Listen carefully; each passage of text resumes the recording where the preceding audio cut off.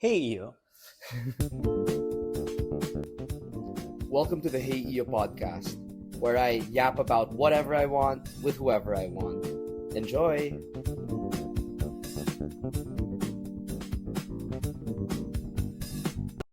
Hey Kiko, welcome back to the Hey Yeah. Eiyo podcast. No, so is it downhill from here since you're repeating guests now?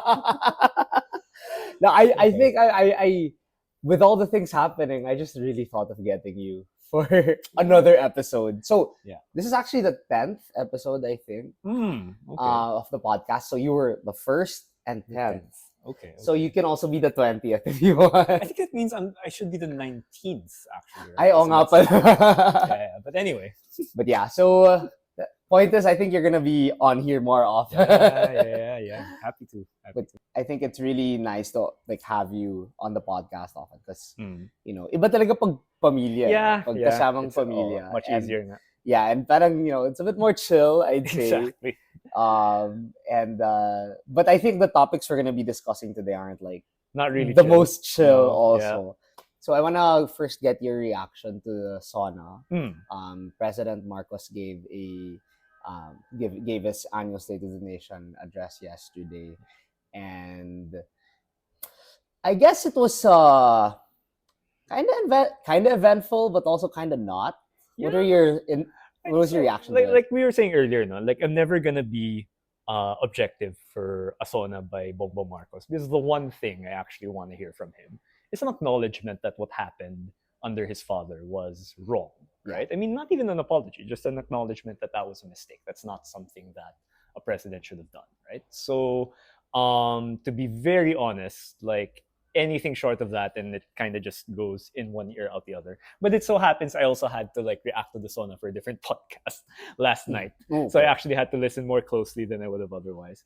And if I'm setting aside that major point, which is my main opinion on the SONA and Marcos in general, it's just acknowledge something that's already in our laws, that the Marcos dictatorship is wrong.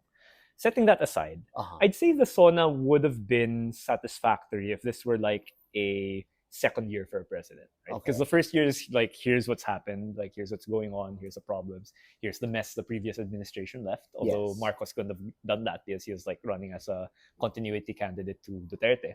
How much time has changed, no?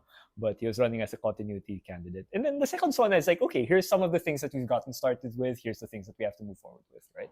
So I feel like Marcos reported a lot of or not really a lot. No, he reported some achievements in different policy areas, some of which are significant. I don't have them listed like off the top of my head, but he celebrated the 20 pesos per kilo for rice that he promised in his campaign, and I think I get the sense that he didn't exactly know how he was going to pull it off, which is why it took some time to do it. And there's some criticisms about how sustainable it is, but to be fair, that's something that he can claim to have achieved. He talked about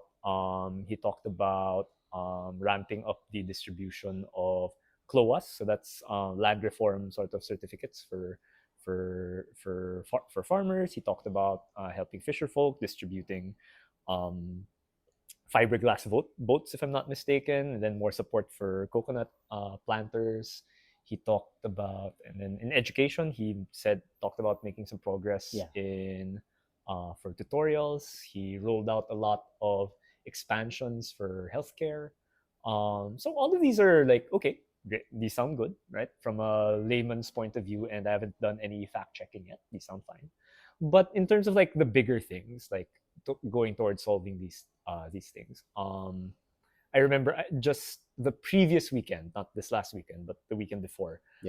I was in a consultation with Mama Meng Liberal again, right? So their si Kong Laila's team was going around to talk to their constituents, and I joined along for one that they did in Rizal, right?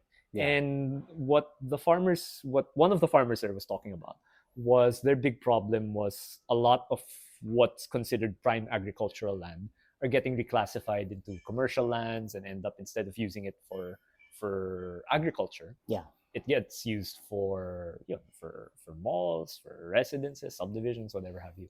And again, like it's hard enough to be a farmer now, and then you're losing the land that you can plant on, right? So there's a lot of local things you can do to address that, but nationally, the thing that really works towards that is the national land use plan, right? That I think see Senator Kiko Pangilinan and I think Kakabagao also. I don't know if she was doing that as LP or Akbayan, but they've been pushing that for the longest time, right? And we haven't seen there's no progress made. And one really concrete thing we can do for our farmers is passing that law to make it clear that this land really needs to be for agriculture, right?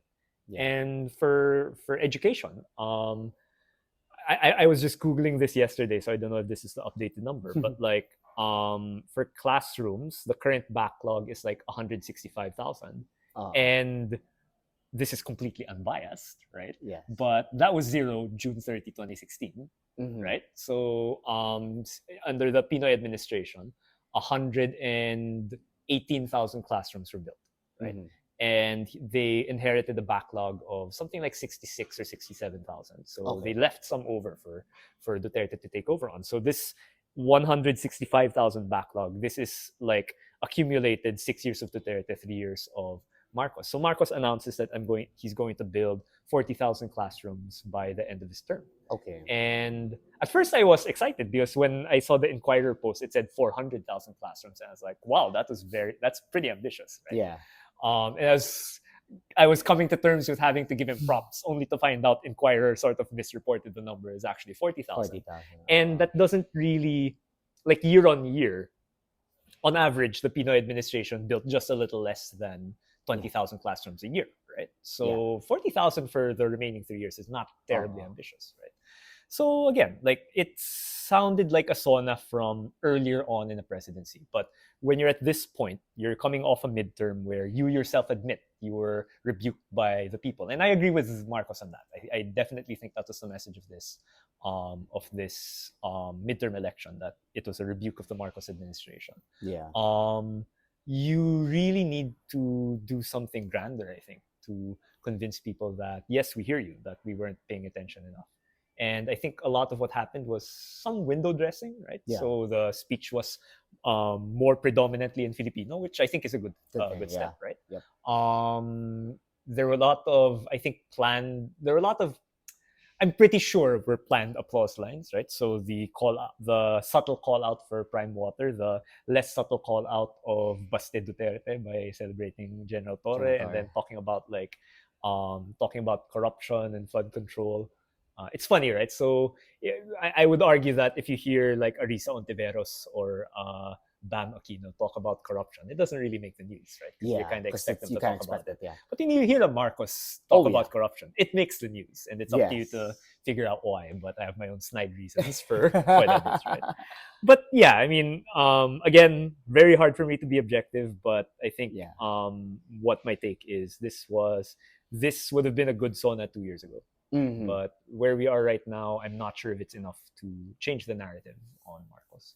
Okay. Well, first I wanna compliment you on how, despite you acknowledge you're not objective, but I guess how you framed everything, it seemed pretty objective. Like you were able to, first of all, acknowledge that you had your leaning, you had your bias. So I think that in itself is already like pretty humbling. Right. And then add to that, you were also, I guess, fair. I mean, you really looked at the data. So kudos to you. I don't know if objectively that's fair, right? But first, I would recommend, like, if you want to have like that kind of attitude, do take social science in undergrad, and I don't recommend it that often actually, because if I'm being honest, if you want to make money, maybe fine, not that great. But I think one thing they really go out of a social science education goes out of your way to teach you is like reflexivity, right? I mean, you're gonna have your bias, but you need to know where you're standing relative to your subject matter in order to comment on it. Yes, of course. In order to comment on it in such a way that it goes beyond just opinion. Of course, like opinion and bias are gonna be mixed in, right? But thank you. Yeah, because your opinion, your bias can also determine you're like the direction you're going into. Yeah, and absolutely. Because like data, obviously you can be objective with the use of data. You can always say you're basing things off facts and all that. But like, what determines the facts you're using? What will determine the data you're using? If not your leanings, your biases? Because at the end of the day, like, we speak from experience, we speak from wherever we came from, our background and so forth. So that kind of pushes us Right. towards a Right. certain direction at Yeah. all times. So it's good you like acknowledge that. I think that's also important to Yeah. I acknowledge think as well. objectivity is, it's something that I think you work towards, but you have to admit that you're not gonna be You're that never gonna be 100%. Yes. Right. True. So yeah, I think that's I hope that's something more of us can practice sometimes. But anyway, I don't want to. Yeah. Well, I mean, Yeah. hopefully we get to eventually reach that point. But I also believe you cannot be 100% objective. Yeah. Exactly. Ever. Yeah, you can't. You're not gonna experience everything all at once. Yeah, right? yeah. You can't be 100% objective any of the time, right? And it's hard to be even a smaller percentage of a smaller percentage objective most of the time. So yeah, I'm not claiming to be anywhere near that right now. I mean, so I guess going into like objectivity and how we perceive the sauna. I think you said it pretty well. This would have been a good sauna if it were done in the second year. I feel like his sauna last year, Satisfactory sauna. yeah, All right. satisfactory. Yeah. But I think the sauna last year was a bit more, it's more tough. Yeah, that's interesting, right? So it depends what we look at as tough, right? Because I do know I was not watching as closely last year for the sauna, if I'm going to be very honest. But I do remember that his two strong lines had to do with the West Philippine Sea and Pogos. Yes, right? Yeah. And and this is like a theme with Marcos that we saw leading up to the midterm, right? Mm-hmm. I remember talking with a reporter that was following the Alianza campaign during the midterms. Yes. And they were saying that, when Marcos speaks, he's not a particularly gifted public speaker, right? So not a lot of people are applauding, supporting, shouting, laughing when he speeches, but when he gives speeches. But it's when he talks about China and the West Philippine Sea that people suddenly like start clapping and get up off their seats, right? And one way to look at it is that it's something people really care about. But I actually take it from a different direction, which is I think that's the issue that he actually is very passionate about, right? So it's something I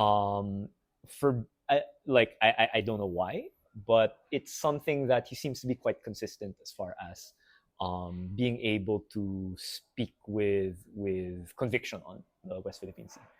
So it was really notable to me that didn't appear at all in this sauna. Like I remember predicting, actually, people asking me, what do you expect to hear in the sauna? The West Philippine Sea would be one of them. Yeah, I would have thought, just because it's something that he's good at talking about, right? Yeah. So in that sense, in terms of like passion, right, I think, again, I'd have to rewatch last year's sauna, but I wouldn't be surprised if he came across as more passionate in the last sauna. But in terms of toughness, I mean, he did sort of vaguely not vaguely, subtly, I think. It was a fair call outs, right? He called out the Villars, right? And aside from the poor quality of service of Prime Water, which is talk of the town, he has an axe to grind with Camille Villar, right? Because she ended up running with Sara Duterte along with his sister, right? So I think that's something that it was interesting that he showed some toughness there when in the past he wouldn't. The call out on Baste, the celebration of Torre, and therefore a call out on Baste. That was another instance where I think he showed uncharacteristic like toughness. And then again, I think the whole spiel on corruption, you can make of it what you will, and to me, I do think it's like a lot of cheap talk. But the way he talked about the way he addressed Congress on the budget, right? He had some. I'll have to go back for the specific wordings, but he said something along the lines of he wouldn't sign a 2026 GAA that is not aligned with the National Expenditure Program. Yeah. And then he said, I wouldn't be afraid. I will not stop short of returning the budget and then reenacting this year's budget. Which would be really horrible because this budget was like historically bad.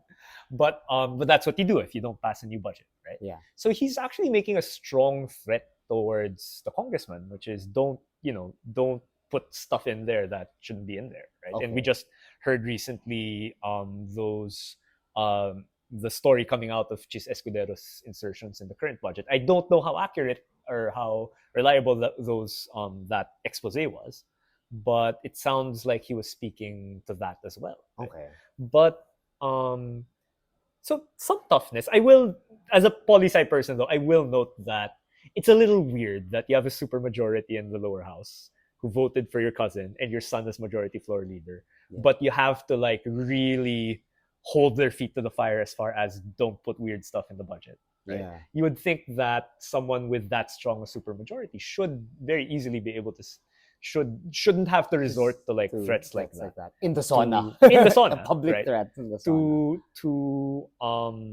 To get what he wants as far as the budget is concerned. So it was toughness that I think people wanted to see from him, but that particular threat to the lower house I find a little odd as far as like my poli-sci brain finds kind of odd. But no, at the end of the day, I mean, this is really like PR at its finest, Yes. right? Yes. Like their affiliation or his affiliation with Congress may be, it may be pretty close and all that. He may have a different affiliation with the Senate, but at the end of the day, parang when you're writing a speech like the SONA, where you have billions of people listening, right? At the end of the day, you're really just gonna think of what the people want to hear. That's true. Although again, if that's the case, I do think the reenacted budget threat is a strange PR move because why? That's because a reenacted budget generally is something frowned upon by most economists and I think the business community as well. Right? Okay. So signaling something like that I don't know if it has, right? But if you're the president and you say that there's an increased risk of a reenacted budget, that can have like negative consequences as far as investments are concerned. Lalo na if the budget is unpopular. Right. This budget in particular, right? So, fair. Parang weird PR move, I think. Weird PR if move. that's what it was. Although it is a strong signal, but there are like, you might get blowback to it. But to your greater point though, I do think it was a very, it was a pretty PR SONA. Right? Like I was telling you earlier that while I think a lot of our athletes do deserve to be celebrated, and if I'm not mistaken, I'm sure someone will correct us, but if I'm not mistaken, this is the first SONA since our pretty good performance in the last Olympics, right? So definitely our athletes deserve the shout out.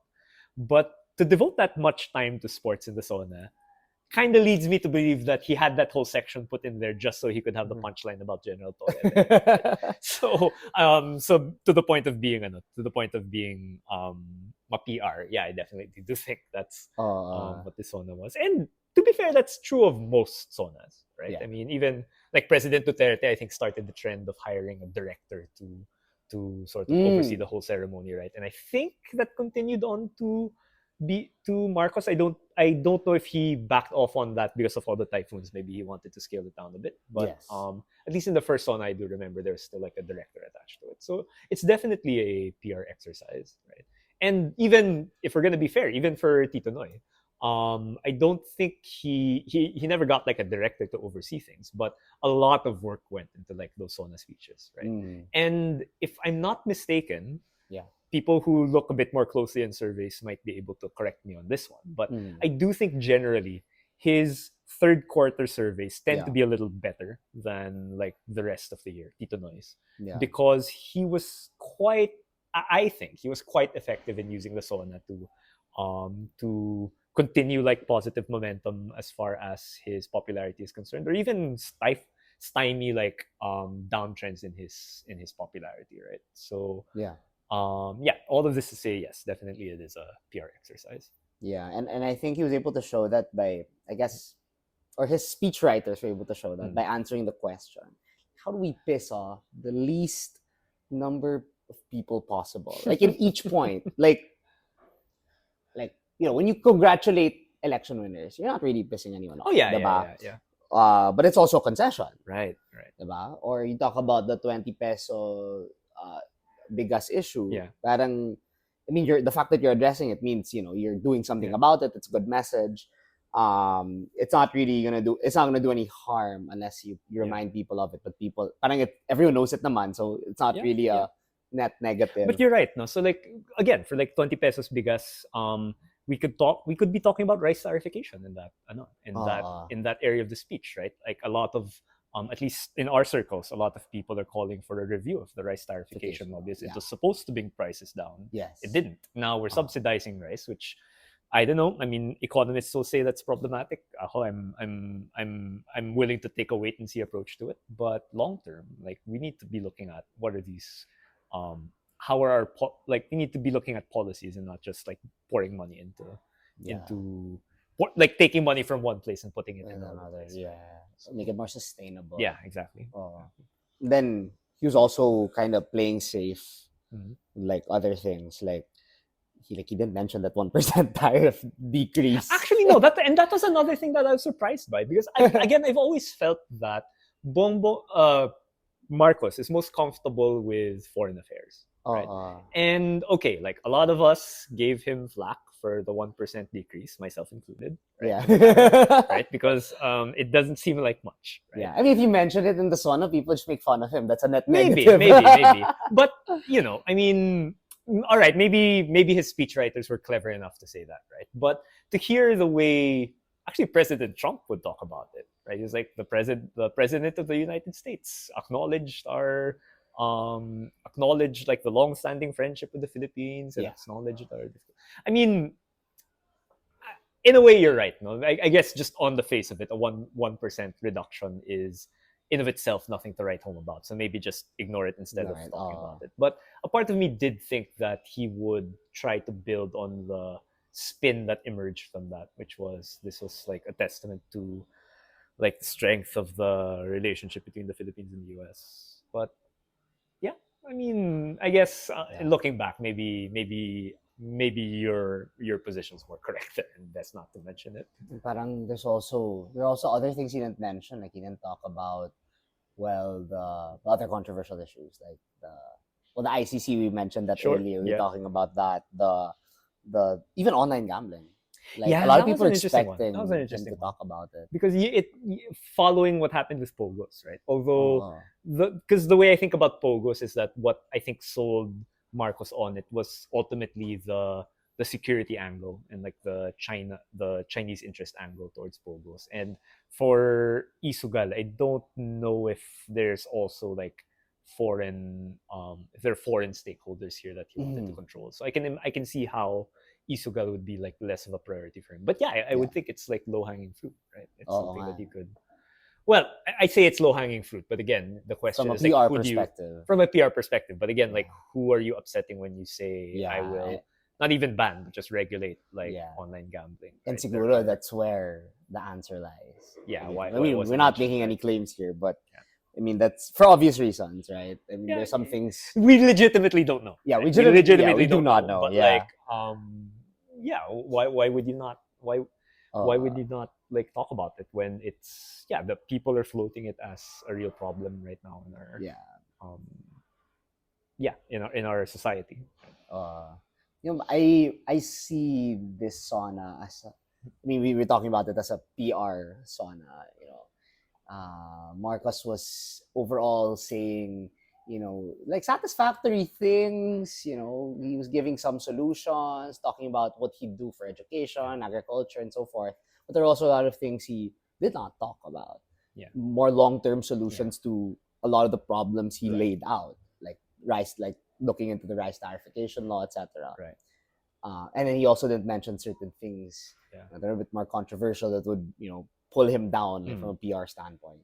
I see this whole SONA as a bit of a microcosm for like how politics has been operating in the past few years, right? Like I mentioned earlier, like he was probably, or his speechwriters were probably thinking of how they could piss off the least number of people possible, like when they mentioned like certain points. And I feel like politics has been operating like that since maybe 2016, maybe since since a lot of these authoritarians started coming up and parang you being in the opposition meant a lot of harm, or a lot of the polarization kind of led to that kind of environment. And Because of that, like you had politicians, staying away from the media. They want to talk Right. anymore, Right. and I don't know. I Was that guess because social it's media or interesting because something? maybe like because I think Duterte didn't shy away from pissing people off, right? It's just he didn't care. Oh, Right? So, yeah. to be fair, like I wasn't really watching Sonas too closely under Duterte either, right? But I don't Oh, think he would have shied away from taking shots at his political opponents, mm, if not in the fair. Sona itself, but Yeah. in definitely in a lot of his other speeches, right? Yeah.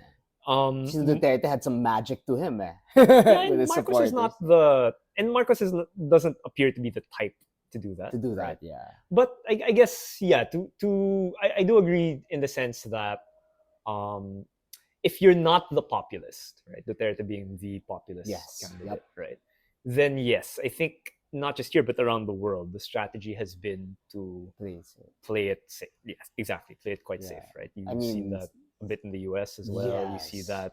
I follow Yes. UK politics a bit more than maybe a lot of than other Filipinos do, but I think in the UK in the Labour Party right now you see that a lot too, where they're really they're really not willing to talk about issues that you would normally think are like these are like red line issues for us, right? Oh, Like for the Democrats, it was like don't talk about January 6th for a very long time, yeah. right? So yeah, it's interesting that Marcos finds himself in a similar boat Yeah. where yeah he although again one way to frame it is like he really cares about things like ICC or impeachment and he's just not talking about it to stay safe. Yeah. My personal take is more along the lines of I genuinely don't think he cares about ICC and impeachment Mm. personally, which is why he doesn't talk about it. But Mm. maybe for some other things, yeah, he definitely. I get the sense that it's as much a character trait for him as it is a PR move, not to like piss people off. Yeah. But yeah, I can see that. And what's interesting is like the Villiers must be quite high on his shit list, if I'm allowed to say that. Because like they're I mean, short of the General Torre thing, and he didn't even mention like Bastion. Right? It was just like General Torre is a great. In a way, it's like a backhanded compliment to Torre. Na, Oh. you're a champion because your opponent didn't show up, right? So, but it's a good joke. But like the Villiers got the harshest heat from this zone. I think I don't know if that's fair to say, right? But Yeah. it's like, Makes sense. okay, this is someone who does not like pissing people off. And then he picked the Villiers to be the ones he pissed off in this sauna. It's like, okay, what does that say about that? I don't know. What does it say about that relationship? Yeah. Yeah. And parang, I mean, that was the part that was most, I guess, direct. And Yeah, yeah. it was not, it was very serious in tone. I mean, the Torre one was a joke, eh? Yeah. This one was serious, but like I think people because it was coy, people I think found the if not the delivery, at least the wording, I think people found it funny. I don't know if it was just Ah, applause or if there was some laughter in the reaction as well, right? But yeah. ooh. Yeah, something like that, right? So I want to move on to, I guess, talk on the 20th Congress, Okay. which just started this session yesterday. What there's some things you want to see prioritized by this 20th Congress? I think again I was talking about the National Land Use Act and for agriculture and also I'm not 100% on this since I'm not really a policy wonk in general, right? But like for education I'm not really 100% on it. But I was talking to I don't know if you remember Lino Rivera. He was a USEC or ASEC sa DepEd before under Tito Noy, right? Okay. And I remember talking with him about like working on building classrooms during Tito Noy's time. Okay. And he was saying it's actually straightforward to build classrooms, right? The difficulty is finding where to put them, right? Where to put them that's close to where people are, so students don't have to travel for so long. How to get like we have the resources, we have the money to build all of these things, but where do we put these classrooms, right? And I always thought in my head, oh, so it's not a throw money at it problem anymore. It's like we actually do need to plan out where our how our land is used, right? And so again, like national land use, I think ends up being a very important issue, not just for agriculture, but maybe for education as well. Okay. So I'd like to see that. I was talking recently with people from the Makati Business Club, and they were saying that they're lobbying very hard for the Freedom of Information Act, which I Okay. think is which I, again, since Tito Noy's time, and I would admit that's something that he wasn't able to deliver on, right? Yeah. Getting that legislated. So Did President Marcos mention the FOI? I don't think so, and it's yesterday? interesting because he's actually rather close to the business community. So it's a Okay. little odd that I'll go over the speech again, but I don't recall him mentioning it. So freedom of information is something I think would be, I hope is worked on. What else? There were some.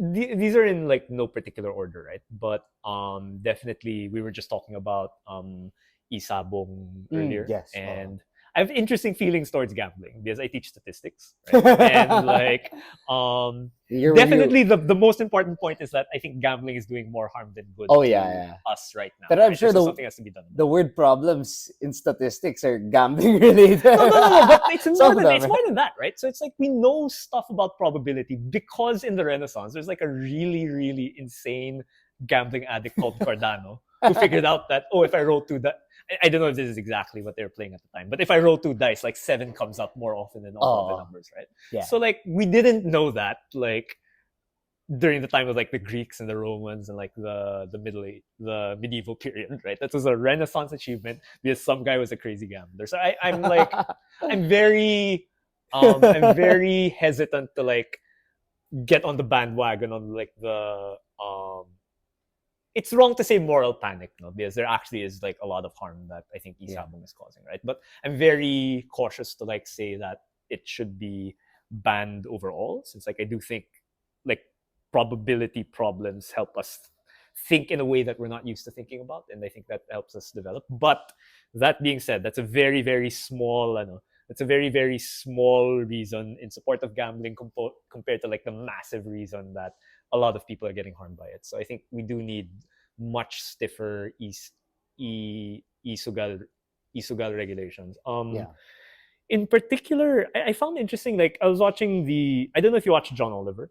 Yes, I do. Right. So he did a bit on sports gambling in the US, right? And I Okay. found it really interesting that there's a state that already has a law that says that you can't use credit cards to transact with e-gambling or sports. I don't know if it's sports betting particularly or e-gambling in general, but you can't use credit cards to interact with those apps. So like, makes so sense. that means that you have to gamble with money that you actually have, right? Yep. So yeah, I think I would be interested in like seeing movement there. And then again, like I'm just throwing stuff off the top, just off the top of my head, right? So these aren't like all priorities. But another one is like there's a recent Supreme Court ruling that talked about the rights of small fisher folk to municipal waters, right? Okay. So I think traditionally, it's only small scale fisher folk that are given exclusive rights to fish in municipal waters. So these are the ones that are quite near the shore. I think it's 12 nautical miles. Don't quote me on that. But like the amount of water like immediately away from the shore, that used to just be for small fisher folk. There's a recent Supreme Court ruling that said that no, that everyone's entitled to that. So now you have like these big fishing, these big like commercial fishermen that like fisher folk that are competing now with our small scale fisher folk there. And in a way, it's like it's a really small pie to begin with, because like it's close to the city. A lot of pollution can affect those waters, and then the fish being like the fish are being competed over not just by among small scale fisher folk but large scale fisher folk. So I think legislation that maybe gets us back to a place where that area is gets us back to a place where small scale fisher folk are protected, I think is good. That's something I got from just working with ML a lot, since I think they've one of the sectors that they really spent a lot of time working with during the campaign and after are like our small scale fisher folk. So that's another thing that I'd like to see progress on. And then, yeah, basically, I think Kong Laila announced her 15 priority bills. I mean, I'd be hard pressed to find one that I don't agree with there. Okay, what are some of those bills? Yeah, I think that the one on small scale fisher folk, I think, is one of them. Okay. I think what else was she talking about? I think she was looking at firming up stuff on red tagging as well. She Ah, was like a lot of like the human rights reforms that okay. we talk about. This one I don't know if it was made a priority bill, but I remember her saying earlier when this is even before the campaign period, but just when they were introducing ML to us, one of the priorities would be the charter for the CHR. Okay. There's not a law that really says that beyond what it says in the Constitution. There's not really a law that says this is what the CHR can and can't do basically. So I think having just stating clearly the powers of the CHR might be important.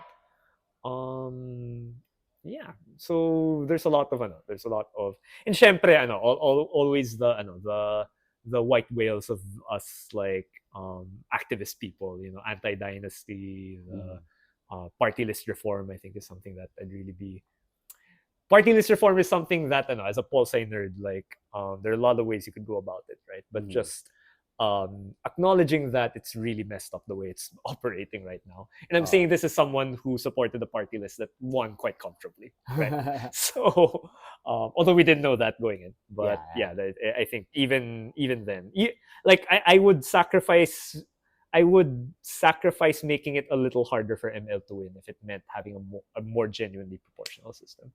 Okay. Yeah. But what among the things you mentioned, and what are some other things you think will actually be like feasible? What do I in think the will be 20th feasible? Congress? Feasible. Okay. So I think at least a review for rice tarification. I'd like to see. Just because it hasn't worked, right? It failed to bring the price of rice down, even though we're giving our rice farmers a harder time. Yeah. Right. I think my thinking on rice tarification, I think, has completely gone 180, and ironically reversed to the sitting administration, right? Because under Tito Noy, I was in college, I was taking my Econ 100.1 classes, and they were like, tariffs bad. But Tito Noy was pushing the right self-sufficiency at the time. Yeah. Right? And I was thinking, yeah, this seems like pretty inefficient, right? Then Duterte comes in, he does rice tarification. At first in my head was like, okay, maybe that's better for the consumer. But strangely enough, it didn't bring rice prices down. And I think that has to be explained. Yeah. But also it shafts your rice farmers, right? Yeah. And I've kind of come around to the point now. You talk to a lot of economists, even progressive ones, that say the Philippines isn't really it's not really an ideal place to grow rice the way we are right now. And their view is, yeah, we should be relying more on imports. But for me, it's more like I've come to a place where, and this one I'm interested to hear like what other people think about this. But the way I see it is like I'm willing to absorb some inefficiency as far as growing rice is concerned. But like as a matter of national pride. Yeah. On top of that, like food security, right? Since like we saw how the world's supply chain can be disrupted during like the Ukraine war and everything. Yeah. So in the name of food security, and to me, even like national pride is like an increasingly strong justification for me to pursue things. I do think we should pursue some kind of go back to pursuing some kind of rice self-sufficiency. Right? You're basically taking the long game. No, it's not even the long game in the sense that I'm not sure it'll pan out economically. Right? It might just actually be we will not be allocating our labor as efficiently as we could have by getting our farmers to grow rice, and who knows, maybe like that land can be used more efficiently for something else. I don't know, right? But it's more just food security. It's not I don't see how Filipinos are gonna stop eating rice, right? So like we need like a large supply of it, right? It's very easy, especially given how I think we're lucky that it's just America that's going wild with tariffs right now. What if Vietnam does the same thing, right? And we're getting a lot of our rice from Vietnam. We're getting a lot of our rice from Thailand, right? Yeah. So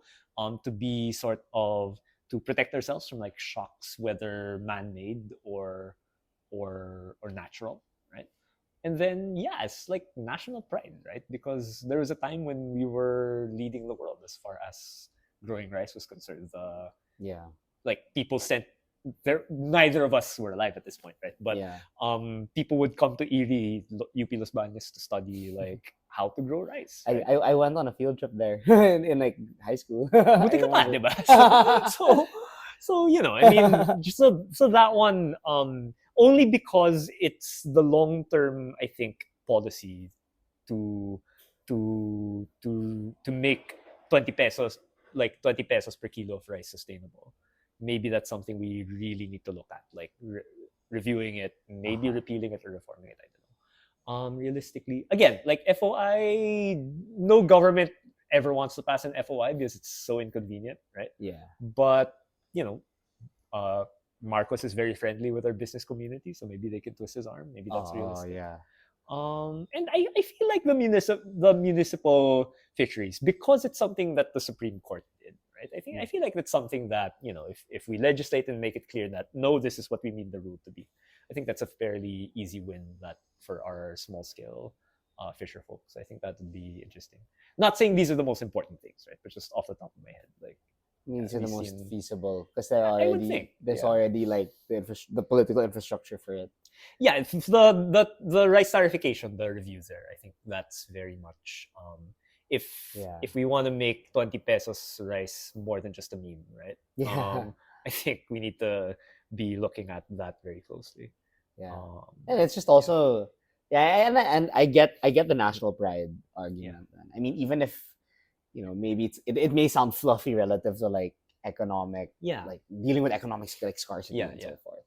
But it's nakakahiya to say like, oh, we used to be leading the world with the rice production, but now we're like importing rice at large amounts. So it's, you know, like I feel like I mean, sabagay, I mean, I'm sure like economists can make much more compelling arguments for like why efficiency is the most important thing, but like, you know, So I wanna ask you as well about I guess the movements in the Senate, right?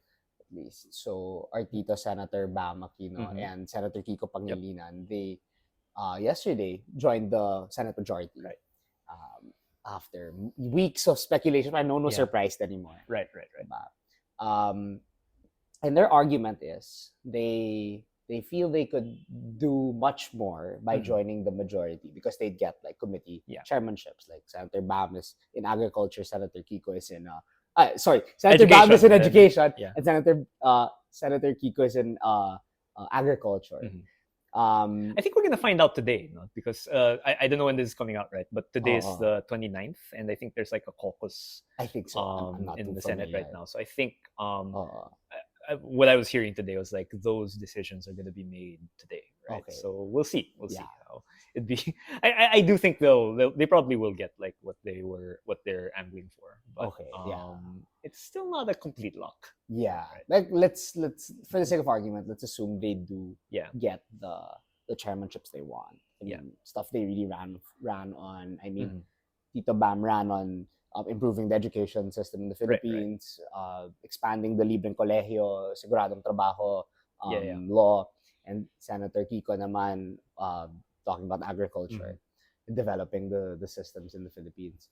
So you have them running on that, and they eventually decided to join the majority for this. Does this joining the majority, is it feasible for them to be, I guess, joining the majority while at the same time, you know, staying true to their principles, you know, staying true to, you know, their ability to think independently?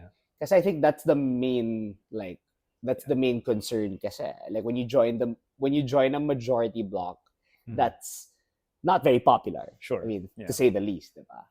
Or not very credible in the eyes of some people. That's the concern. You eventually turn out like them, diba? But ikaw, what are your thoughts on like the feasibility of that?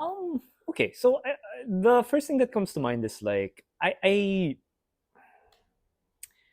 this isn't 100% thing, you know, but I kind of suspect that if Chis Escudero hadn't treated impeachment the way he did, where is really stonewalling since February, and being increasingly, what's the fair way to put it, prideful, I'll Mhm. say, Yeah. in his defense of his position. Mhm.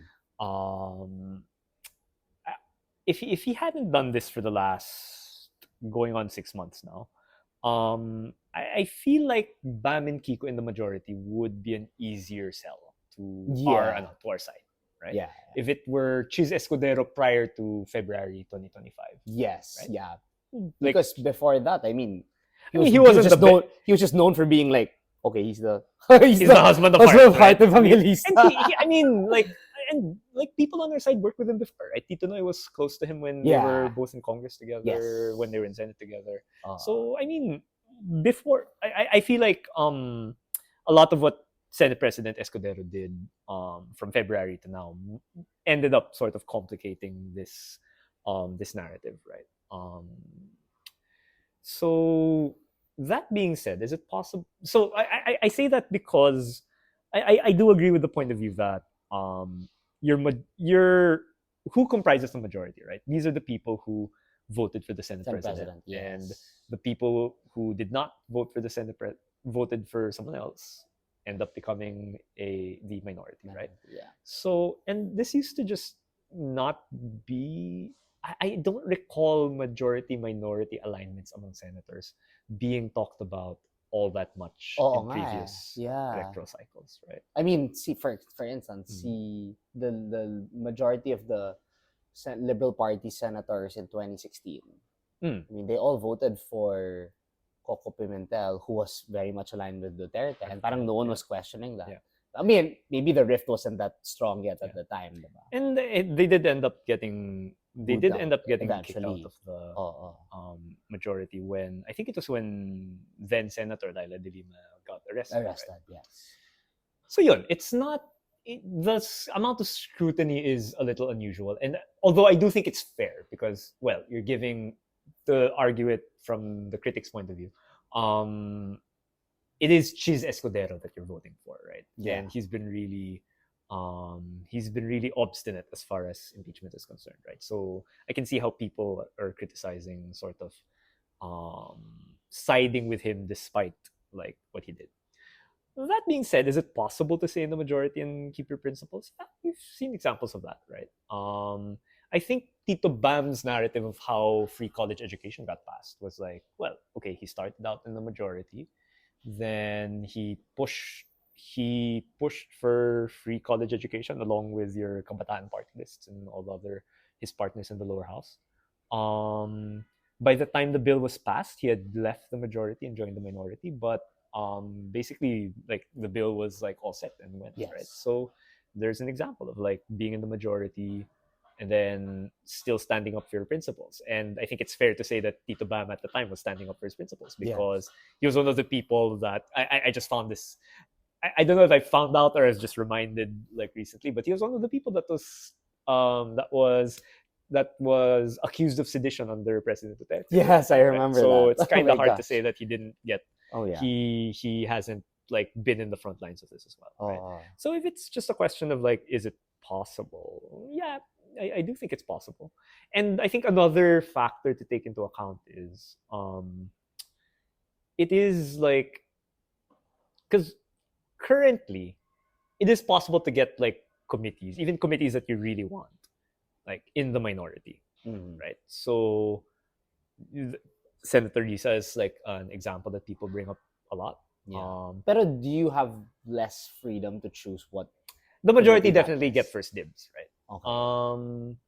But you know, it's not like you can't get what you want. And what I find very interesting was that Senator Frank Drilon, when in 2016 to 2019, with Coco Pimentel as Senate President, who was then aligned with President Duterte. Although that alignment kind of disappeared. At some point since Coco ended up sort of being more on our side than anything. So Senator Drilon got the Committee on Constitutional Amendments. I don't know what the formal title of it is. Right. Oh, at the time when When President Duterte was right. pushing for So, federalism. okay, so he was in the majority at the time. Got it. Okay. Kicked out of the majority, kept it. Right? Kept the committee. Interesting. Right? And someone was telling me, well, the reason why that. this happened was because while Duterte ran on federalism and he had a strong mandate to do that, in the end, the Senate is not going to give up its power. And like a lot of one thing that's always brought up is like, okay, do we make the Senate bicameral? Do we make a regional unicam? Do we make our legislature unicameral? Do we make the senators regionally elected instead of elected at large? And the senators are like, well, I mean, they're already there. They don't want to change the rules of the game, right? Yeah. So I think we had a conversation about this before. Right. Yeah. So, but so that I'm not saying you can apply this to all things, right? Mm-hmm. But at least in that instance, you ended up in a situation where, like, despite the president being strong about wanting federalism, and despite the Senate being the majority being aligned with the president, we were able to block charter change, right? Yeah. Not just from 2016 to 2019, but 2019 to 2022, who got the committee? Kiko Pangilinan in the minority, right? So again, all of this to say, it's possible there are things you can do from the minority, right? But ultimately, I would defer to Tito Bam and Senator Kiko as far as specifically for the things they want to do. How, if they are saying it's important that they're part of the majority to do that, I'm not gonna argue with it. Yeah. Although I will say, arguing it again from the other point of view, since I think it's fair to say that just my personal politics are a lot more standoffish, for lack of a better term. I will say though that I wish the people, and this doesn't come from Tito Bam, this doesn't come from Senator Kiko, but there are some people who defend their case who are saying, kung minority ka, wala ka namang ginagawa, right? And if you don't want Lisa as a counterexample, I don't think Lolo Ninoy ever became part of the Senate majority, right? Okay. And to be fair to the critics, fine, he only got one bill passed, if I'm not mistaken, the Study Now, Pay Later, and that's not even what it ended up being called in the end, right? But are we gonna say that walang kwenta siyang senator because he never joined the majority and he only got one bill passed, right? So, I just be, I think that I sympathize a lot with people wanting to see them in the minority. Yeah. I also sympathize with the people saying, I voted for educational reforms, I voted for agricultural reforms, and I want that stuff done, right? Yeah. So I sympathize a lot with both sides, but I hope that both sides don't throw the baby out with the bathwater in defending their positions, right? Yes. For the ones saying that they should be in the minority, I mean, you shouldn't di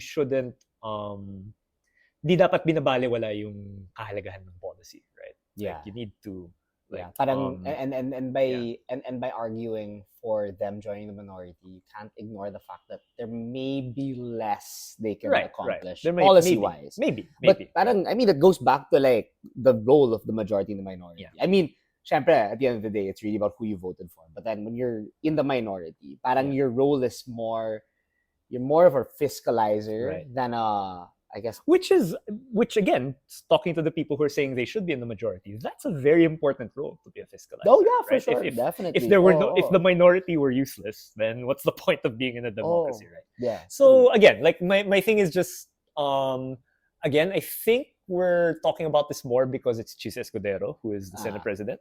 Fair. In this particular context. At this particular point, after Feb 2020. Yes. So because it's Chis Escudero, I think that what was the other thing? I think that I'm not sure how Chis Escudero will handle this particular incoming 20th Congress as Senate President. Will he be a lot more, for lack of a better term, will he be a lot more garapal and be like, if you're the majority, you get almost everything, and if you're in the minority, you get almost nothing? Depends on their so this is like pulse brain, right? So there are 19 people, I think, who voted for Chis Escudero, right? 7 of that is the Duterte bloc, right? So if the Duterte bloc come together, then all of a sudden he doesn't have a majority to support him. Yeah. Right? So Chis Escudero, strangely enough, has a very fragile coalition right now. In fact, I've said this somewhere else. I think one of my hot takes is that I don't think he'll end he might not end this 20th Congress as Senate President. President. Because just looking at the math, it's very fragile. The moment he does something to upset the Dutertes, they can pull out. Right? Mhm. So, in a situation like that, you would want to make defection costly, right? How do I make defection costly? Make life really difficult for the minority, Mhm. right? Make it like so none of your 19 majority senators would want to leave. Exactly. Yeah. So it's possible that the current dynamic is that si Chis Escudero just will not give the minority the same leeway that they might have had in the previous Congress, right? Okay. And so all the more maybe it's possible, maybe it becomes important for Senbam and Kiko to join there. Again, we don't know, right? We're not in the room Yeah. where all of these decisions are being made, right? But That makes sense, though. Yeah, I but see again, I see the math there. and again, I am sympathetic to both sides of the argument. I'll say, like, Tito Bambias, aside from being family, it's just like he's someone that I think has proven integrity. You can say the same thing about Senator Kiko. But again, my personal politics are a lot more like the conviction politics of Senator Risa. So I sympathize with that as well. So and both are important. Both exactly. are definitely important. Exactly. It's not enough to And the opposition is like divide everyone. And the opposition is like there's so many things to do with so few people. Right. So I mean, like, yeah, definitely we need to be fighting for these laws, but also definitely we need to be doing opposition work, right? And a lot of like the progress that Senrisa made was from the opposition, right? So I guess it's a good thing that we have people we trust on like both sides. On both sides. Yeah. You think that it's not even both sides, right? But both like in the majority camps. minority. Yeah. Right? You think that there'd be some benefit to that versus having everyone in like one group? Or parang, it's on one hand you can say like if you're all in one group, like you're more united, you look stronger together, but at the same time if you cover both bases, like what are some benefits? I think we've talked about the benefit, right? You can influence policy, you have priorities for these committees. Yeah. If what you really care about is education, agriculture, you have agenda setting power, right? Ito yung mauuna na bills. This is what we will tackle first, right? And that's something you won't have as if you're not a committee chair from the minority. And do you think that can make our side stronger? Can it make it stronger? With that dynamic, it helps our side. I guess the big question is that worth the opportunity cost of staying together, right? So the counterfactual that you're saying is stronger together if everyone's in the minority, or in a weird world everyone's in the majority. But the Dutertes are also in the majority. I think I don't know how that would end up working, right? But everyone's together in the minority. I do also think though that voters, not just here but around the world, do like to see, if not unity, the unity that Bongbong Marcos sold, that unity for just absolutely everyone. People do like it when people on the same side are not attacking each other, right? Yeah. And to be fair to the three, Senator Risa, Senator Bam, Senator Kiko, they are not attacking each other. Yeah. I will say that some people around them might need to be more disciplined, right? But like the three of them, I think to be fair, they're not, right? But there might be some, what's the term, communicative benefit, or some like in terms of projection, there might be some benefit to the three of them being lockstep together in one block in the Senate.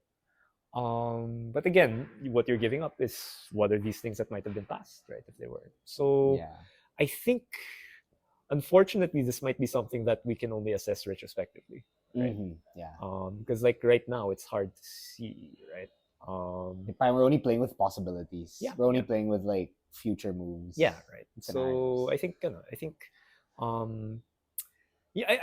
I've been saying that like this is only like an issue because I do think significantly this is really an issue because of Chis Escudero, right? But that being said, I do think it's good that the conversation. I don't like some elements of the conversation, but I think it's good that the conversation is there. I think it's good that the signal is being sent that we do want to see from Senator Bam, Senator Kiko, both commitment to principle, which is I think the people advocating to join the minority, and commitment to policy, which Yeah. is the people advocating for them to join the majority. I think they Oh. should be hearing both those sides, and they made their decision to join the majority. But Yeah. at least I think those of us who feel strongly in the other direction, I think we're able to get our point across as well. Oh. And yeah, so I see. I mean, some of the debates might not have been comfortable, but hopefully we're stronger for it. In the end, we'll see. In the end, we'll But see. it's possible that we come out of this stronger for it. Yeah. So you mentioned earlier Mhm. that scenario, that time when Senator Kiko was given or Senator Drilon. It was Senator Drilon 16 to 19, and then Senator Kiko 2021.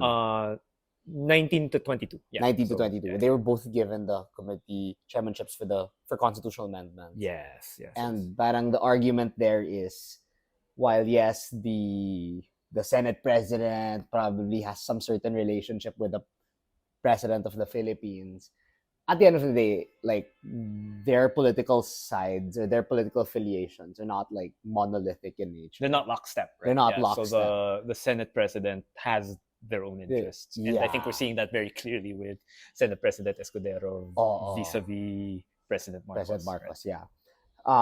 And I guess that just goes to show that the Senate has always had this, I guess, reputation as the, last bastion of democracy. Yeah. But also but beyond the fluff, it's also, these are 24 different republics. Right. Independent republics operating on their own accord and on their own interest.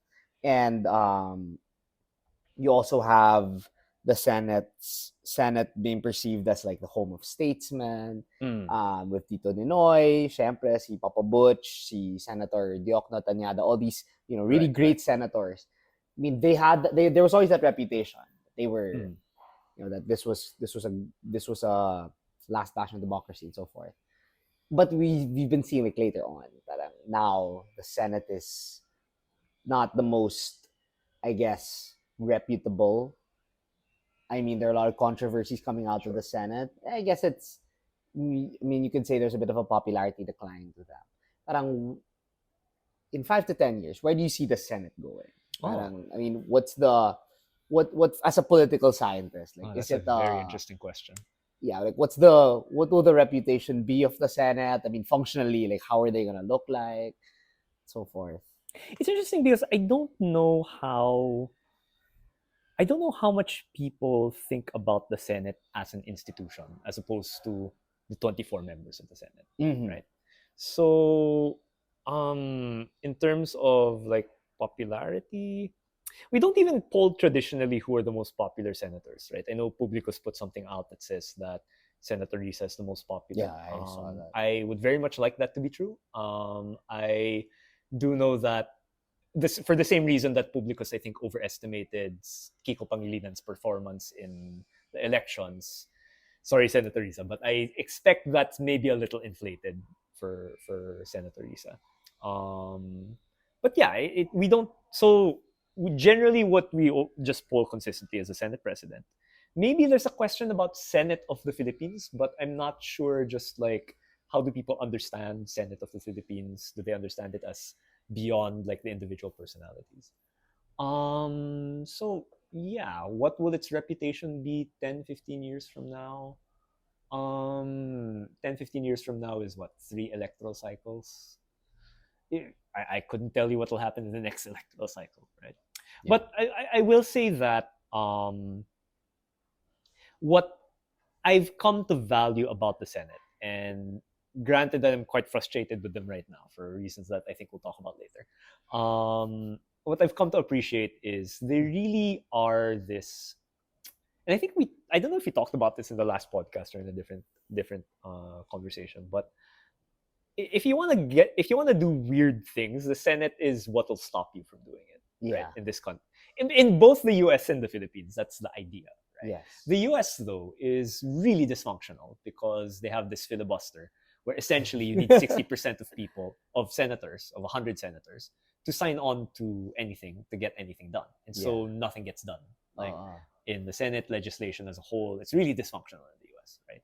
Here, we say it's 24 different republics, but all 24 of these different republics they're difficult to work with, but they're malleable enough that if you really want to get something done, you might still be able to get something done.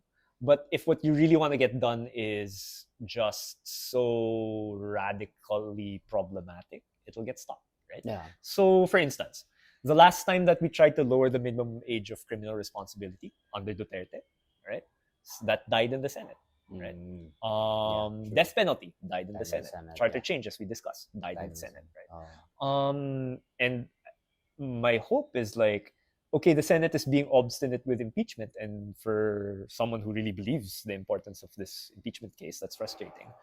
But given that you have a Senator Padilla that's like bringing up lowering the minimum age of criminal responsibility again, you have President Rodrigo Roa Duterte bill being filed by Amy Marcos. My hope is that these relatively on the first case, just really harmful policies.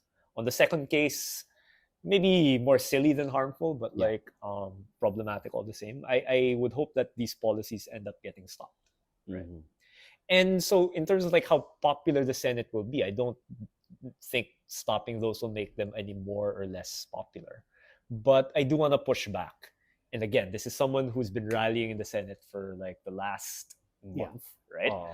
But I do want to push back on the people saying that we don't need the Senate, right? I have come to the view that we're actually quite lucky in the Philippines, on the balance, to have a Senate that operates the way it does, where you're not getting like the extreme gridlock that you have in the US, because yes. 60% filibuster is just a high bar. Yeah.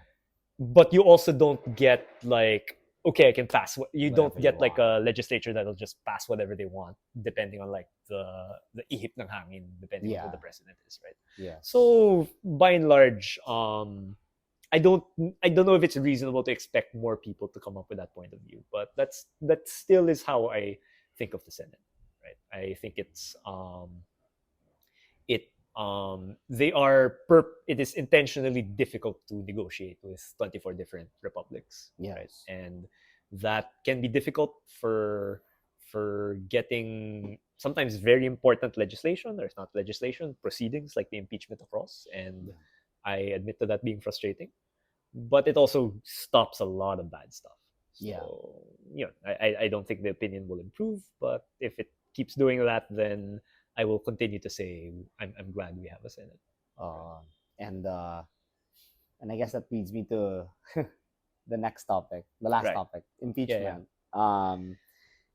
There are a lot of things the Senate. There are a lot of actions the Senate takes up that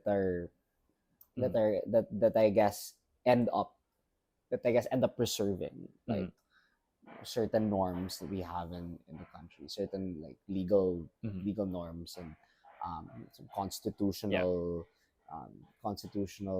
norms that we're familiar with. And one of the things in question now is the question of whether this impeachment trial will push through. Again, we're not going to talk about I guess the case itself as much. We'll focus more on like the process. Sure. Right. Can you give us light as to what the Supreme Court decision was? Because I'm sure not a lot of people have read the decision, or maybe not. I myself have not finished reading the 97-page document, but like I'm with a group that's been studying it. Right? No problem. I don't blame you. It's 97 pages. And it's Justice Leonin. I mean, whatever you think of him right now, he does have a reputation for being quite flowery with his language. Oh my gosh. But ikaw, so like, parang if you to give like a brief description of what happened, what would you say? Okay, it's gonna be hard to be brief because like I'm kind of it's kind of been intimately part of my life for the last like 8 months. Oh my so, gosh, right? I can imagine. So I know we don't want to talk about the case, right? But I think just to start from starting where I'm coming from, right? In November of 2024, Like I believe it was a couple of days before Lolo Ninoy's birthday. Sara Duterte does her midnight press conference where she says that she hired an assassin to kill three of my favorite people, BBM, Lisa Araneta, and Martin Speaker Romualdez, of- right? If something were to happen to her. And my initial reaction to that was, oh, wow, a death pact. Neat. Buy one, take one, right? But then it was actually my dad who said, oh, what do you think will happen? And I was like, oh, this does mean she's impeachable now. Or that this means, because for context, like the Quadcom hearings in the lower house had been happening for a while up to that point, right? And a lot of like, this is where Mary Grace Piatos came from. Suppose there's some person named Mary Grace Piatos who received the confidential and intelligence funds. I forget if this particular one was from OVP or from DepEd, but this person received it. Turns out there's no such Mary Grace Piatos in the Philippine Statistics Authority. Big surprise there, right? So these things had been leading up, right? And the idea of impeaching Sara Duterte had been floated, but I had always thought that given how popular she was, this was a pipe dream, right? This is this is just a pipe dream of the people who were opposed to her, right? When the not to say that these things aren't impeachable, right? Mary Grace Piatos is, I think, a really stark example of impunity when it comes to corruption. I can get away with this, and I can call like my fake names whatever I want, whatever they want. So impeachable, but in terms of the politics, pipe dream because of how popular VP Sara was. Then the November thing happened, right? The press con and the threats happened, and all of a sudden it popped in my head. It was like, yeah, if she really needs to be impeached now, right? If she is making threats like that in public, right? One aspect of it is not just you can't threaten any Filipino that way, right? Yeah. Another aspect of it is you're threatening the head of state. Well, again, not my favorite person, farthest from my favorite person, but you're threatening assassination to the president of the Philippines, right? And in what country is that acceptable for anyone to do, much less the vice president? And that's kind of it dawned on me recently that what VP Sara did was just so effed up, right? That we were the talk of the town of the world for like a week because of what she did. I remember right? that. And interestingly, that didn't happen when her father was arrested, right? Parang ICC happened. I thought all of these podcasts that I listened to were gonna start talking about this again. Nothing. Maybe it was because like Trump was doing weird stuff with tariffs, or I don't know if that coincided with some escalation in Israel. I forget what was, not to make light of it, but I just genuinely don't remember what was going on at the time. But just on paper, like we were the talk of the town when Sara threatened our head of state. Sara made like when VP Sara went crazy, right? So to me, it's like, okay, this is clearly impeachable. This is clearly impeachable. Yeah. A couple of days later, some people I work with sa Tindig Pilipinas I got wind that they were working on putting together an impeachment complaint, right? Maybe not even a couple of days later, just like very soon after I found out that this was being put together, and they were asked if I was interested in signing on as a complainant. I thought about it for a little while, since in the end, I will still say that I dislike Bongbong Marcos more than I dislike Sara Duterte, right? But as a matter of citizenship, I thought, yeah, I think as a Filipino citizen, I sincerely believe that Sara Duterte, from her actions in November alone, did something impeachable. So we signed on. It took us some time to prepare the complaint. We eventually filed it December 2. 2 complaints followed. December 5, I think, was the second complaint, and then the third complaint was December 18, if I'm not mistaken. Okay. House doesn't act. Ostensibly, the way they count session days are weird. So even if like it took them like if they finally acted on it February 5, they didn't act on the three. They didn't act on the 3 complaints until that point, but it didn't reach 10 session days because I don't know how many days in that 2-month period were actually session days. Right? So goes up to so that's February. Yeah. Senate sits on it the whole time. Chis Escudero says that we're not gonna hindi ako mamadaliin ng House of Representatives. And for the first week of that, I was like, okay, you're entitled to say that. The House took a little longer than I would have liked, right? So, but two wrongs don't make a right. Hope you do it soon, right? What it says in the Constitution is when it's elevated to the Senate, trial shall proceed forthwith. Right? Then we find out that he won't act until after the election. Then he pushes it to after the SONA. It's like, okay, this is really bad, right? This is way too much of a delay. Compounded by the fact that the Senate had hearings during the recess when Duterte was arrested, right? Mm-hmm. So really bad, right? This is clearly not kosher as far as proceeding forthwith is concerned. Come July, what's the next flashpoint? We were supposed to start talking about it June 2 again. Chis Escudero delays it from June 2 to June 9. Yeah. And like a whole bunch of us were like, okay, enough is enough. We really need to act. So like we organized protests June 9, 10, 11 to just tell the Senate forthwith means forthwith. Forthwith means agad, right away, now, right? Forthwith cannot be taken to mean 4 or 5 months, right? Yeah. So we did that. June 9, Chis Escudero swears in as presiding officer of the impeachment court. June 10, the whole Senate is sworn in, but they vote to remand. I remember that. Well, remand, but also serve the summons to VP Sara Duterte. Right? So remand, it's remanded to the House, summons for Sara Duterte. The House basically responds that, look, we complied with all of these concerns that you have. Right? They issued a resolution. Sara Duterte issues a response. I believe the term is ad cautelam. So like she responded to the summons, but questioning whether the Senate has legitimately has jurisdiction over her case.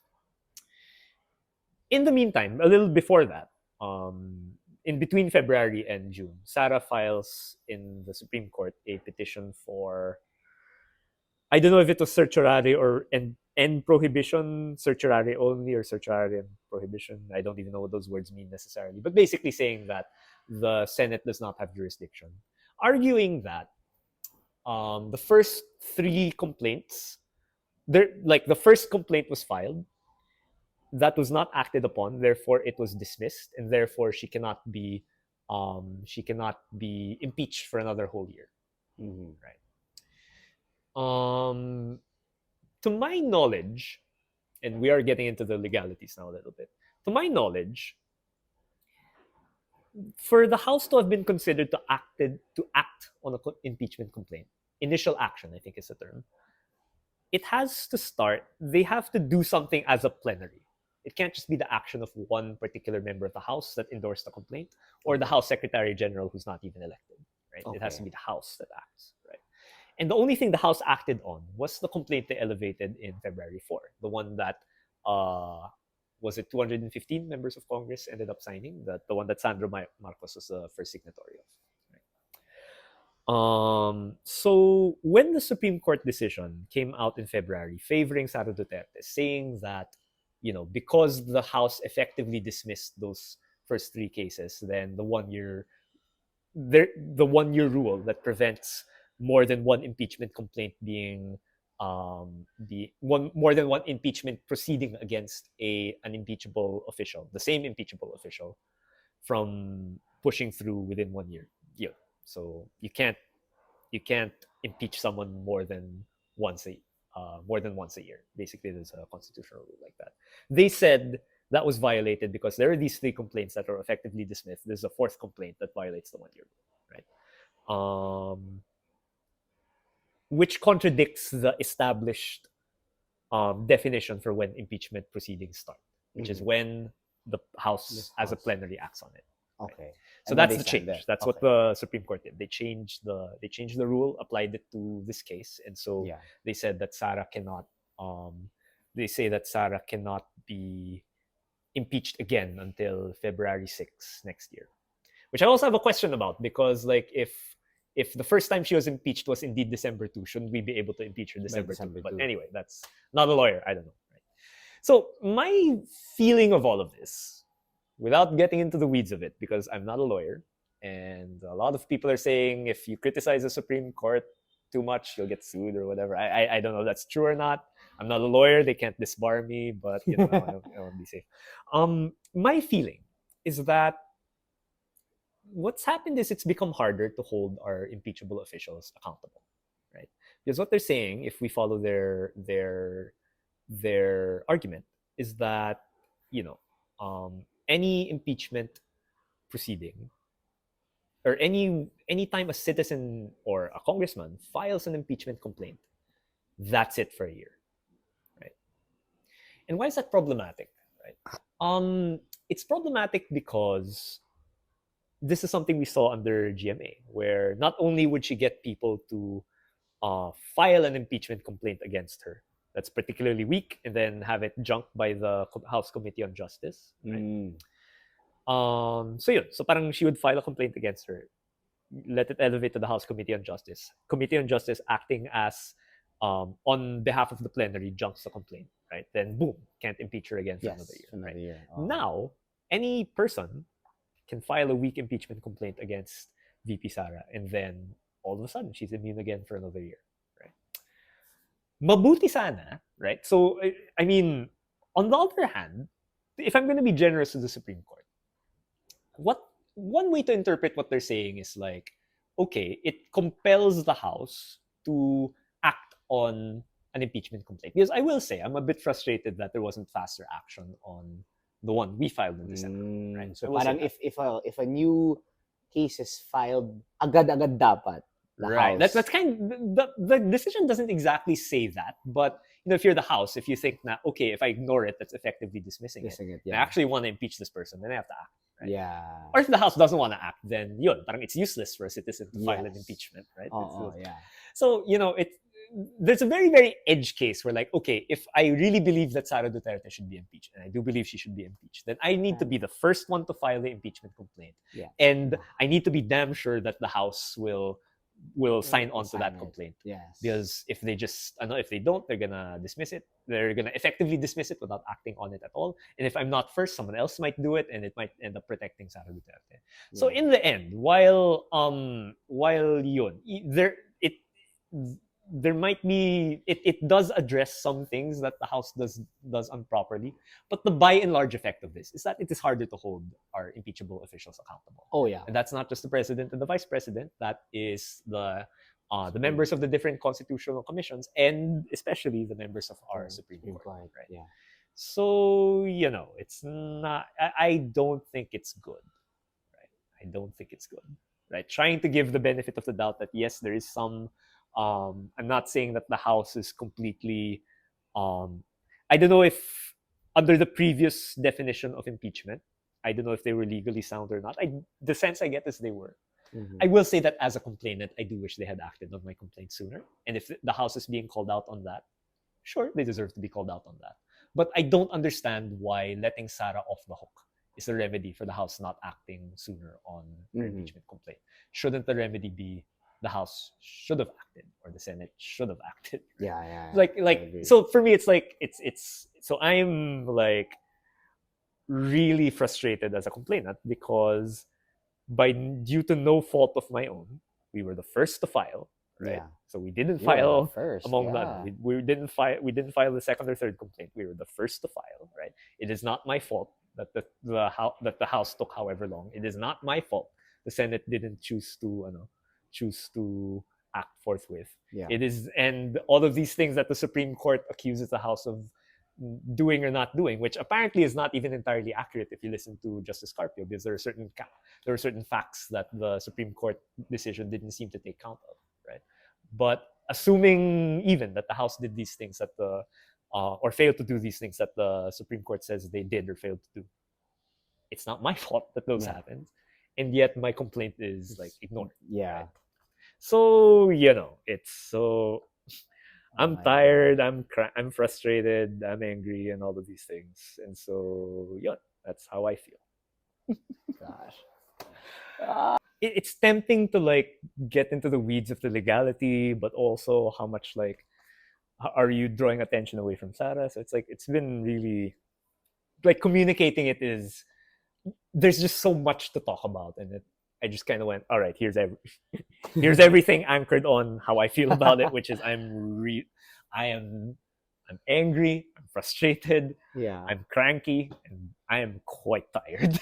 Oh, Quite tired. and I don't blame you because you, as you were Yeah. mentioning earlier, and you answered the question I had also Mm. written down. But I mean, it sets a precedent for how these officials, are held to account. And, Yeah, I mean, the president, the vice president, yeah, the heads of the constitutional commissions, yeah. members of the I Supreme think Court. so. The thing is, for me, it effectively kind of it kind of it really waters down the impeachment provisions in the Constitution. I think because again, in the Constitution, it was put there, and this was a revision introduced in the not even a revision. This is a new element introduced in the '87 Constitution that citizens can initiate impeachment. Yeah. But given all of these like hoops that have now been introduced, what citizen in their right mind would initiate an impeachment complaint in the future, right? So yeah, the precedent it sets is kind of troubling, and not more than just kind of troubling, right? And it's frustrating because the '87 Constitution, which I and maybe you also are maybe a bit more attached to than the average Filipino, since like it's associated with for me for Lola Cory, for the ideals that Lola Ninoy fought for. The '87 Constitution was supposed to make it easier to hold these people accountable, not harder, right? And it's really ironic because like parang we've been thinking a lot about, and I think even Justice Leonen invoked not I don't know if he invokes it directly, but makes at least allusions to the Haveliana versus Executive Secretary decision that where the Supreme Court basically says, you know, I forget if it was the declaration of martial law or the referendum on the 73 Constitution. But basically, the Supreme Court says, you know, this is kind of sus, but it's a political issue. We're hands off, right? Because of that, the Supreme Court was given expanded judicial review, which is for things that are traditionally thought of as political, you can still intervene in that.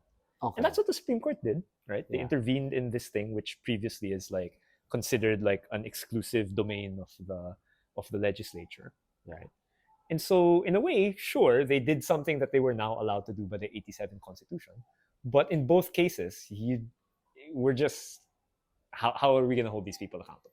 Yeah. Right? In both of these cases, right? So, you know, I think like you used your expanded judicial review, good for you, right? But on a topic that we were talking about before, did you throw the baby out with the bathwater, right? If accountability was the point of the '87 Constitution, did you throw that out to just be able to say, oh look, we're the Supreme Court, we can do this now. Thank you, 1987 Constitution.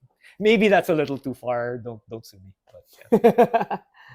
Okay, so I wanna get to where this goes moving forward. Sure.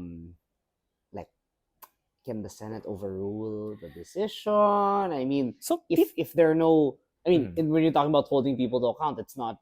I mean, syempre, the best way to hold someone to account is through an investigation or a trial that can take them out eventually, right? Yeah. But then, if that's not the case, then maybe there can be we can continue with the congressional investigations and so forth, or maybe wait until next February. I mean, what's the move? So there's 4 routes, right, that are apparent to me. Maybe there are more, but there are 4 routes that are apparent to me.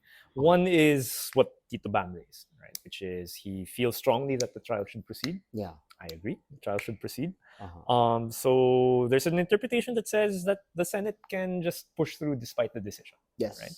I think Chis Escudero just came out and said that he's not sympathetic to that, but Joel Villanueva naman says that he feels the trial should continue. Joel Villanueva is traditionally an ally of Chis Escudero. Maybe Escudero is playing politics again, but who knows, right? My honest prediction is that we might. Okay, in terms of prediction, I'm gonna say that there's just a very.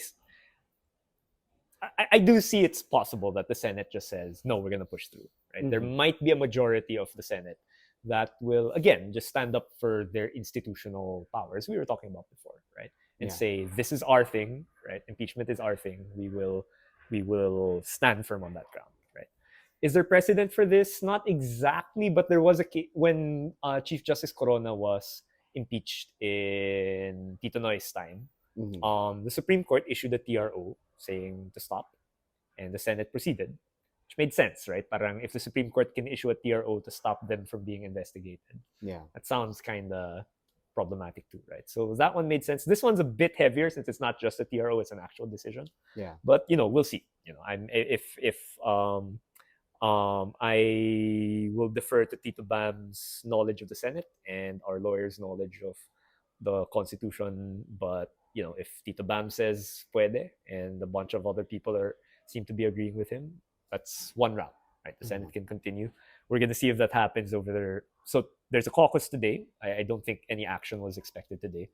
Something might happen tomorrow. Something might happen on the 4th. We'll see. Okay. Right. August 4th, right? Kasi session ng Senate is just Monday, the Tuesday, Wednesday. Wednesday. Oh, okay. So something tomorrow, something on the 4th. Second thing is, we actually, I think you might have gotten wind of this Supreme Court decision coming out a little earlier before it happened. I don't know if you're one of those people who got like that text blast that came out earlier that week, right? So, there were some, I'd been hearing maybe throughout that week, that, this thing might be imminent. And as complainants, we tried to file a motion for intervention, right? Okay. So intervention is like, we're not parties to the case, but we think we should be involved. Therefore, we're requesting you, the court, to make us a party to the case as well. And we submitted a position that, Sara's petition should be dismissed for the following reasons. Basically on those grounds that the established definition is impeachment begins when the House acts as a plenary, right? So this was like an adventure, right? So we put together a motion to intervene. We filed it Friday, like a couple hours before the Supreme Court decision was reported, right? Hello. We filed it Friday. I'll get my dog. Sige lang. This is Chingling, guys. So, wants to hear the chismis. Oo nga. Right. So we filed it Friday. Wading through the flood and likely rat pee infested waters of Padre Faura. Which we didn't actually have to do because we went to the wrong building of the Supreme Court. Gosh. But we filed it like around 12 noon. And like it's really the thing I'll never forget was like, so we filed as like 16 copies of like a very not quite 97 pages long, but a lot of papers. And then like the clerks in the court put a stamp, not a stamp like ink, but like a paper attachment to the complaint that said rush within 1 hour. Okay. Right. So like when we saw that, it's like kind of knew something. It kind of confirmed that something's up, something's happening today. Right. So why do I mention the motion for intervention? I don't know if the Supreme Court has taken note of that because it was filed is filed quite not just a couple of hours before the decision came out. But we're hoping that if there's a motion and we're allowed to intervene, then we can file a motion for reconsideration. Okay. If sorry, I hit the mic. We can file a motion for reconsideration if the House needs more time to do it. Okay. That's another one. So it's the citizen complainants again have to do it. But supposedly our only role was to file in December. But citizenship, right? Yeah. Be a good citizen. Be a good citizen, guys. Right. So True. What else? So another route is wait till Feb 6, and I've said again, the difficult, and it's not just a simple wait till Feb 6. It's like we have to be first in Feb 6. We have to be really damn sure that this is somehow coordinated with enough of the House to know, which that's not a pleasant experience. I don't really like coordinating with the House unless your name is like Laila de Lima, Chel Diokno, Dada is. Well, I don't want to name all of the 6 or 7 members of the House that I like, but that has to be like, that's a really tall order now for as far as citizens are concerned, there is a bit of a chilling effect. Can we still exercise this constitutional right that we're given? But yun, Feb 6. And then the last is like, nothing will stop those of us who are citizens, those of us who care about impeachment. Nothing will stop us from just doing a public hearing about, here is what we know about what Sara Duterte did, and this is why we believe she is guilty, right? And as far as I'm concerned, for me, if I were to be making that case, all I would do is just show that video and say, is this effed up or not, right? Because if it is, this person is our vice president, and she could be a heartbeat away from being president. Right? Yeah. If it's effed up, then we have to do something about it, right? So you could do like this whole public spectacle of doing like a trial of Sara Duterte, and something like that was done, I think, simultaneous to the ERAP impeachment in 2000, 2001. But that's another like option that we can do. So there are a lot of possible things to go, but again, it's like very ironically, despite the Supreme Court issuing something that sounded quite final, right? We're still kind of in the territory of anything can happen, right? Yeah. The Senate might just push through, maybe. House might file a motion for reconsideration, and there might be something there that sways the justices. Those of us who are complainants are we don't quite know what the role will be, but we need to find out first if we were given we were allowed to intervene. But like I definitely think that, you know, if there's something we can do, we're gonna do it. Then yun, parang there's the option of waiting till Feb 6, and then there's the option of like just pushing through the trial as citizens, right? So there's a lot that can be done. But that being said, I will go back to saying that, you know, parang it's not what happened on Friday was not particularly heartening, right? So definitely, you know, parang tuloy ang laban, but it is definitely a setback. Right? Yeah. If there were some things you wish you or the fellow complainants, if there are some things you guys did well, there are some things you guys wish you did better, what would those be? Yeah, so I don't know if you saw my kind of rant on Facebook about that, right? I think I did, yeah. It was more of a like self-reflection. It was more it was more somber, I'd say. The tone. So, well, one for this motion for intervention thing, I wonder if we should have done it sooner, right? That I know, because I think there's some debate on that. Like, are we shooting ourselves in the foot if we acknowledge that the Supreme Court has jurisdiction over impeachment procedure, right? Yeah. So there's some debate, but when it appeared that the decision was imminent, I was like, this might be the only thing we can do, right? So we decided, should we have done it sooner? I don't know, right? It's hard to say that this is absolutely what should have happened, right? There's also like, what I've been thinking of lately is, here's something that I haven't looked up, and maybe I just need to read the 97-page decision more closely. But the Torreon and Duterte petitions on the Supreme Court weren't the only petitions on impeachment that were filed. There was also someone, forget the name, but there's also someone who filed a petition for mandamus before the Supreme Court. And what mandamus is you're mandating a particular government institution to act. So someone filed with the Supreme Court asking them to issue like a mandamus position to mandate the Senate to actually start the impeachment complaint. Okay. Right. So opposite of what Sara filed. Sara was like, dismiss it. This guy was filing like, start it. Right. I wonder what happened to that.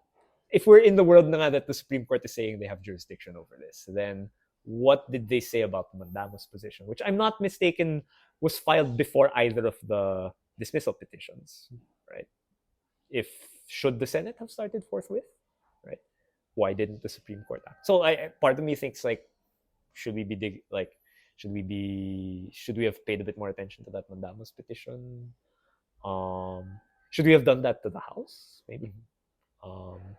And I think this one is like really, I might be the only one who thinks this, and like I'm not sure who else does.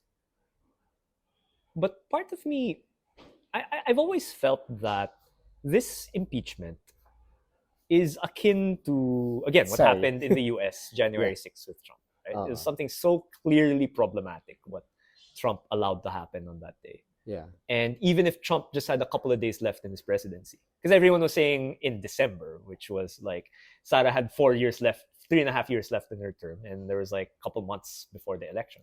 Everyone's saying in December, is this too late? Is this too late? And I was like, look what they did in the US, right? Their president did something really effed up, and like they were able to file an impeachment complaint against them really quickly. They were able to have a trial for political reasons. Trump was acquitted by the impeachment court. But I would have been satisfied. Okay, not satisfied completely, but like I would have been more satisfied if the Senate had heard the impeachment case and made their positions known.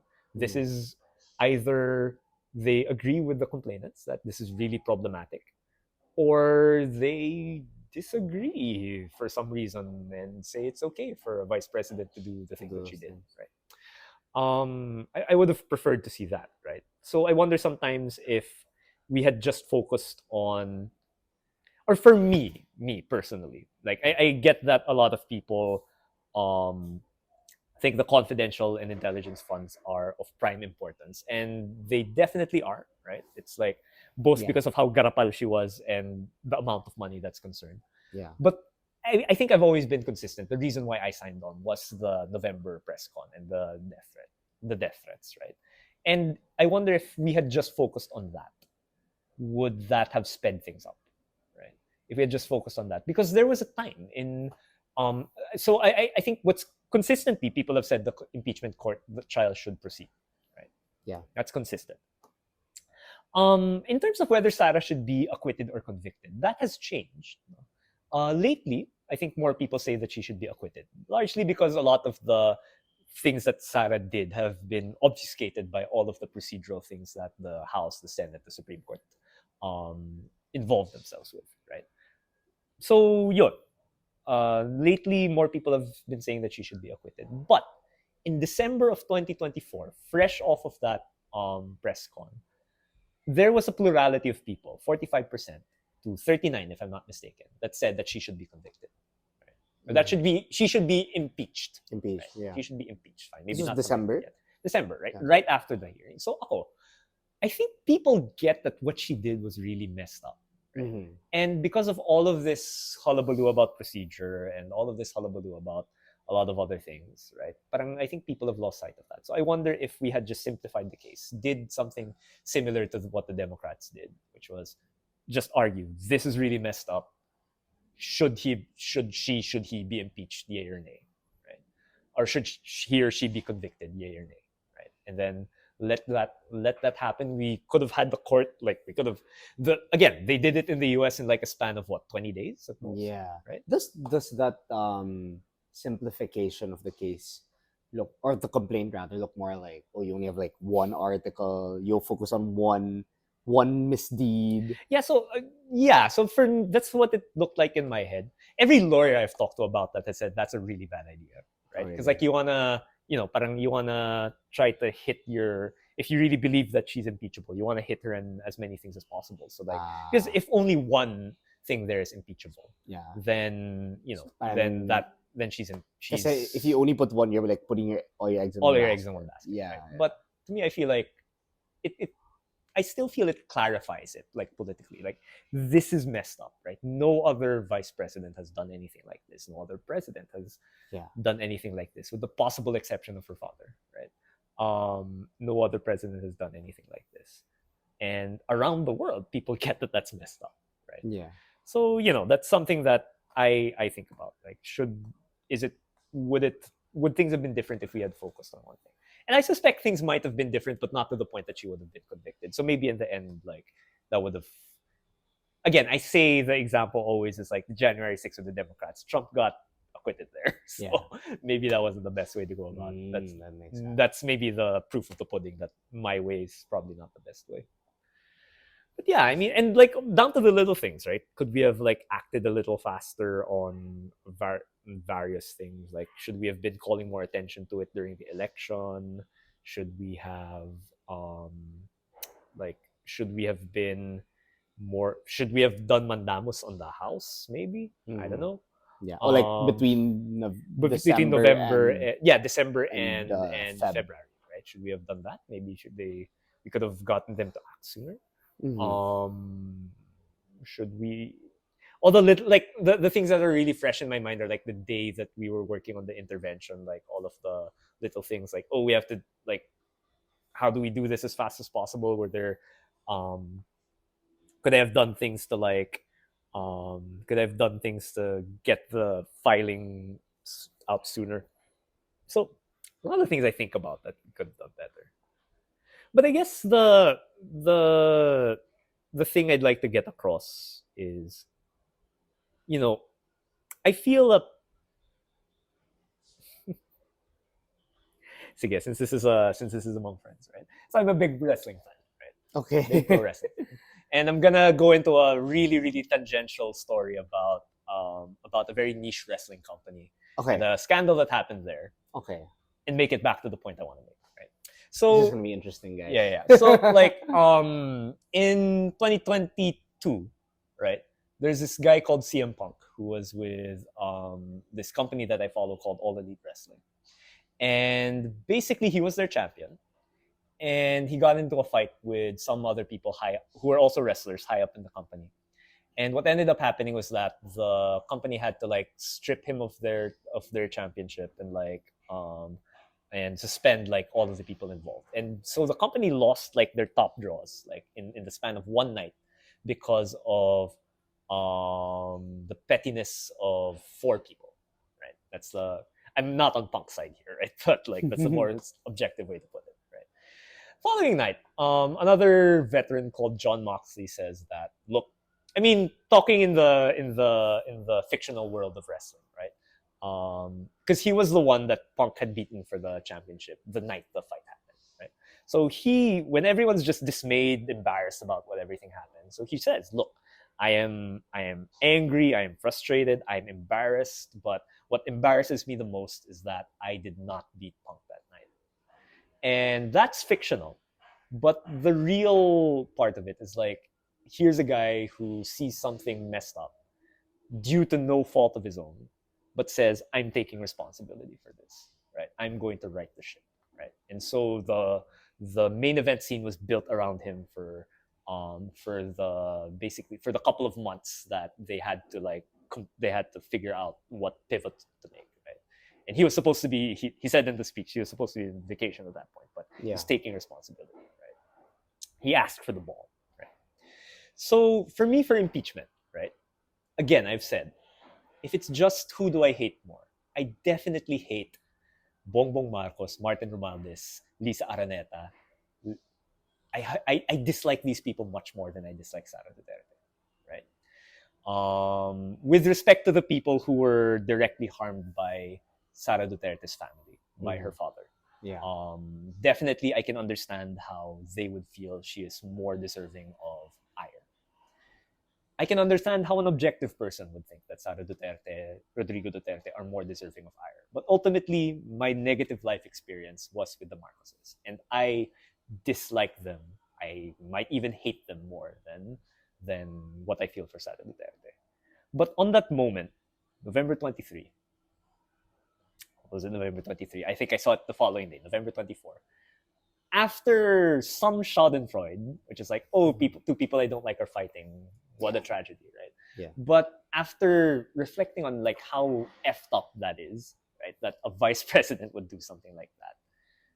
I kind of realized that yeah, she should be impeached. And like a little bit later, when I was asked if I wanted to sign on, I was like, after some sort of hesitation, being like, aren't I supposed to be more focused on Marcos? Because I do think both of these people need to be, morally speaking, beyond my personal animosity. Both of these people need to be held to the strongest account because they both.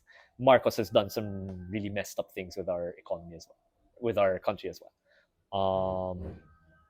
But when I was asked to join, after hesitating for a bit, I said, this is my responsibility for a citizen. I am taking that responsibility.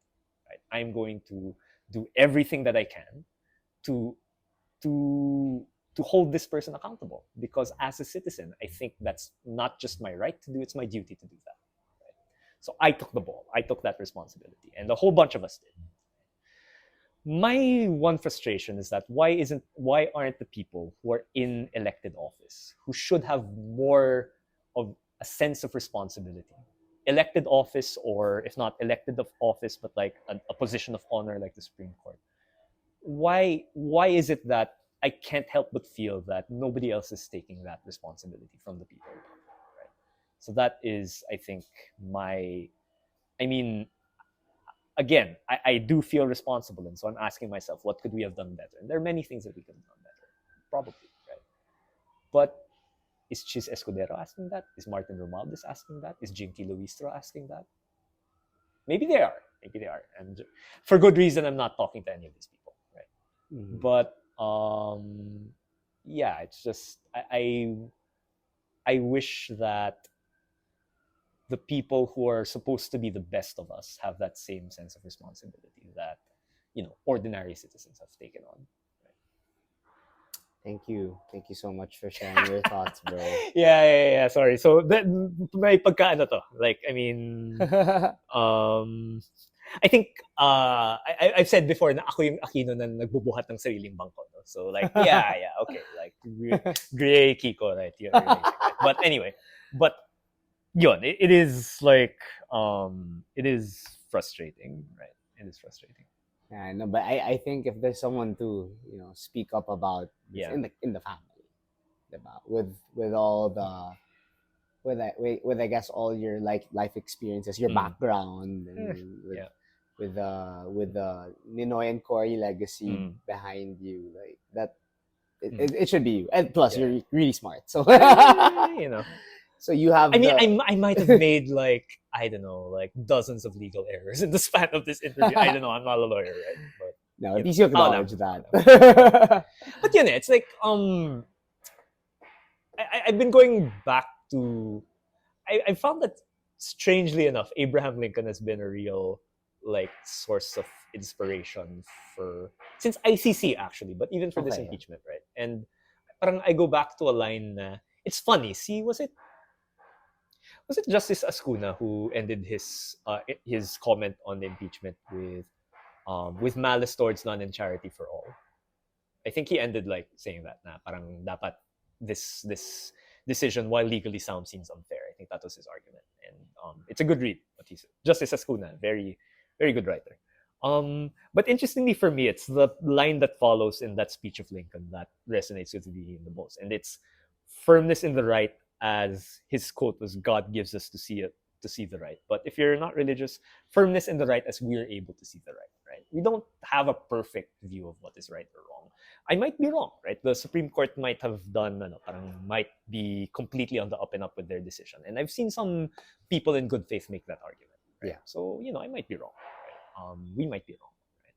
But, to the extent that I can see what is right and what is wrong, I believe it is right that Sara Duterte needs to be tried with urgency. And I believe that by virtue of what she did in November alone, she deserves to be convicted. Right? Yeah. I believe that. Right? It's and I am firm in that belief. I'm not gonna say that I'm 100% certain in that belief, right? Because who knows. But if this is something I believe to be right, then I'm gonna be firm in that. Right? And that's if I end up being wrong, so be it. Right? And we're proud of you for that. Salamat. I'm told I'm very good at fishing. Fishing. So thank you. No naman. I think you're very tame about your accomplishments. But you're very passionate about it. That's for sure. Yeah, I think even Chingling was like, "Oh my gosh, I need to go to these guys." Thank you so much. Yeah, thanks, Eiyo. Thank you for sharing your thoughts. Thanks for the peer-to-peer therapy. Yeah, of course. I hope this helped. Yeah. And I think you went through a lot these past few months, so it's time to rest. It's time to Yeah. chill. Maybe Well, I mean, prepare for I don't know, right? If the Feb 6, Feb 2026. 6, maybe August 4, August 4. maybe the complainants still have a role to play. We'll see. But, Uh, I mean, yeah, parang we're seeing this one through. I'm seeing this one through to the end. are there more rallies coming up? We have one on the 4th. We're finalizing the time and place because depending on what the Senate does, the venue might change. Okay. But definitely, yeah, August 4. I think we're sticking to the time 3 p.m. But Okay. in terms of place, we're gonna figure that out depending on what happens today and tomorrow. Kasi that's gonna happen while the Senate session's going on. Yeah, but 3 p.m. if it turns out, like for example, the impeachment is dismissed already, then parang Wala. I think we're still doing something on the 4th, but the tone might change, the venue might change, we might not be in front of the Senate anymore. Okay. But yeah, if you're if you're interested in fighting for this, yeah, August 4 I think is the next like flashpoint for this. We will be making an announcement as soon as we can. Okay. Yeah. Gotcha. Hey there, thanks for listening to the Eiyo podcast. If you enjoyed, don't forget to follow us on Spotify, Apple Podcasts, or your other favorite podcast apps. And follow me, Eiyo Aquino, EIYO AQUINO on TikTok.